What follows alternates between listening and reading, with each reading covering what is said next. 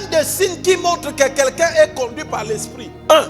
Il ne va pas où il veut. Numéro 2, tu entends les bruits. Quelqu'un qui est conduit par l'esprit, vous entendez toujours un bruit. Il y a toujours un bruit qui accompagne sa vie. Dieu ne peut pas t'imposer des souffrances s'il ne met pas un impact dans ta vie. Il est impossible pour quelqu'un qui marche par l'esprit et de ne pas avoir un impact dans sa société.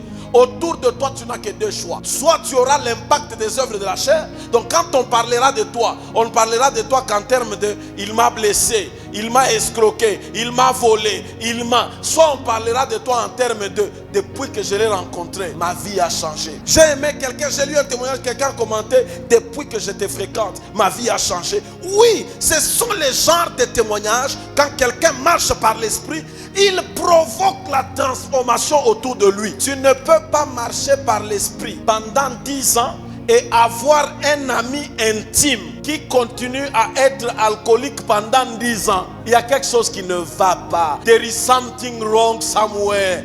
Tu ne peux pas marcher par l'esprit et avoir autour de toi des gens. Tu sais, il y a des gens, tu les fréquentes un jour, après c'est fini. Mais tu ne peux pas fréquenter quelqu'un tous les jours de ta vie. Il dort avec toi, il vit avec toi, mais il reste le même voleur. Écoutez, je ne dis pas qu'il va croire en Christ. Croire en Christ, c'est autre chose. Mais le fait qu'il est avec toi, tu verras qu'il commence à imiter ta vie. Parce qu'il verra en toi les valeurs de ta vie. La vie d'un homme qui marche par l'esprit, il y a toujours du bruit. Le bruit, c'est quoi? Le témoignage de l'esprit autour de toi. Il y a un témoignage que l'esprit donne autour de toi. Les gens commencent à témoigner de ce que l'esprit fait par toi. Amen. L'un des bruits dans lequel vous reconnaissez quelqu'un qui marche par l'esprit, c'est la manifestation de Dieu dans les livres des 1 roi lorsque Dieu visite Élie. La Bible dit que Élie attendait Dieu dans un feu. L'Éternel n'y était pas. Élie entendait Dieu